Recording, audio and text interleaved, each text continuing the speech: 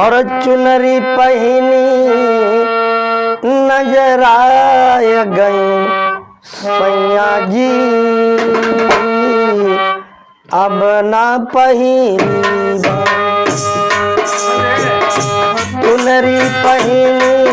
नजर आय गई सैया जी, अब ना पहिरी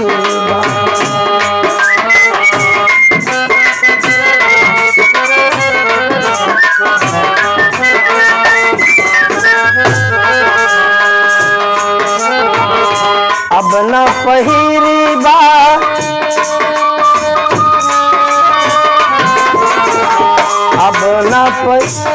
अब न पहिरी बा चुनरी पहनी नजर आय गई सैया जी, अब न पहिरी बा चुनरी पहनी नजर आय गई सैया जी।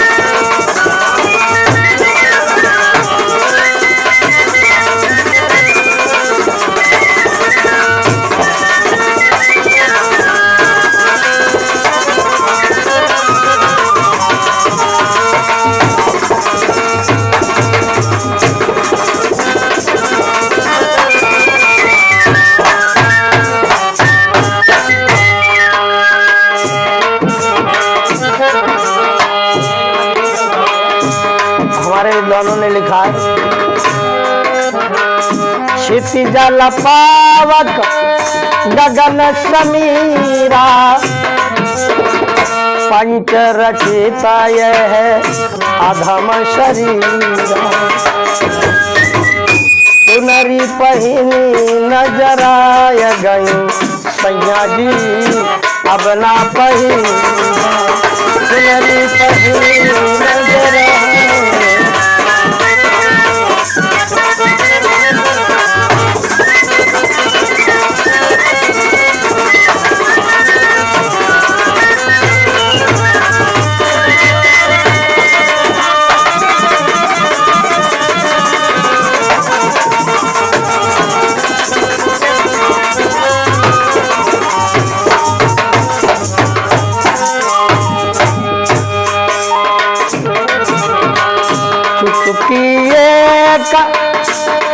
सिंदूरवा सोहे, चुटकी एक सिंदूरवा सोहे, चुटकी एक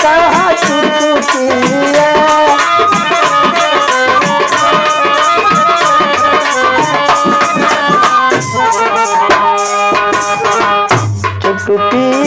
एक सिंदूरवा सोहे,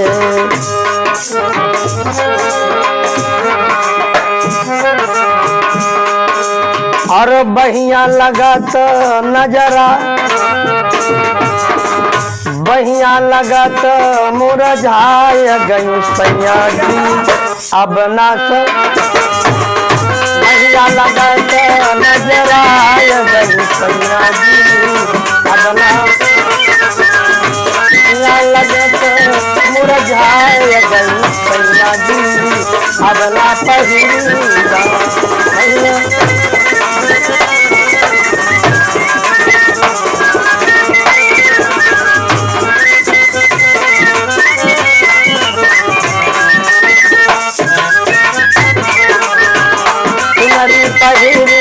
नजर आय गई सैया जी, अब ना पहिरी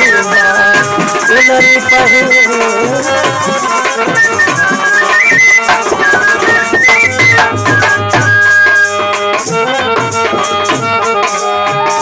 हम ना जनली, हम ना जनली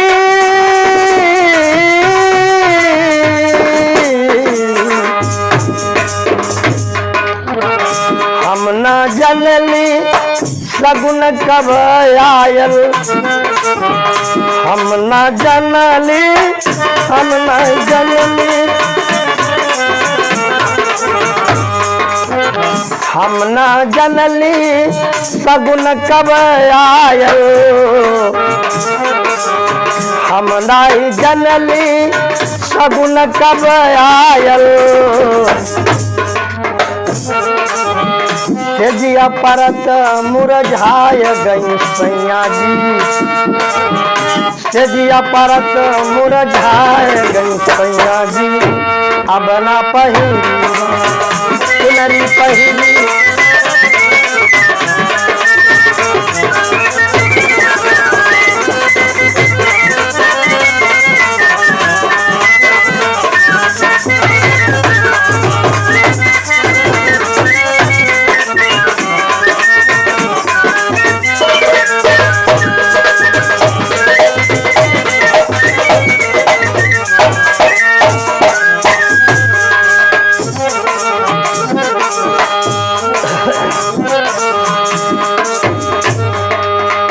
परम ब्रह्म को भजसिना पगली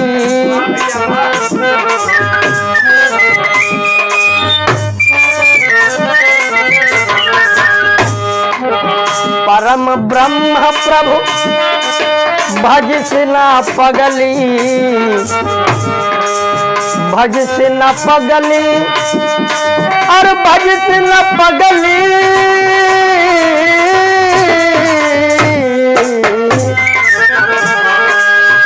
परम ब्रह्म को भजती न पगली और माया में परी के भुलाए गई सैया जी अब ना पहिरीगा माया में परी के भुलाए गई सैया जी अब ना पहिरीगा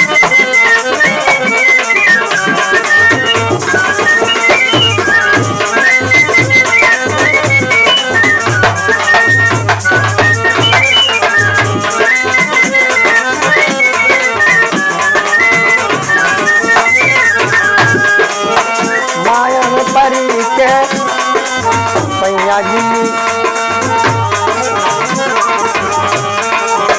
माया में परी के भुलाए गई सैया जी अब ना पहिरीगा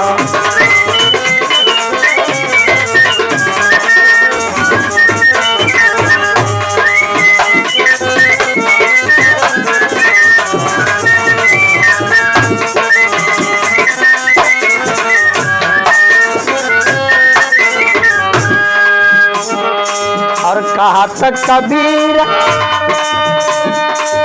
कबीरा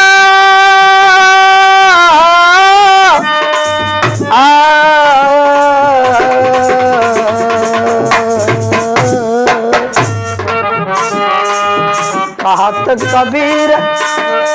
सुनो भाई साधो कहा तक कबीर सुनो भाई साधो और लखत लखत लुभाय गई सैया जी अब ना पहिरीगा लखत लुभाय गई सैया जी अब ना पहिरीगा लखत लुभाय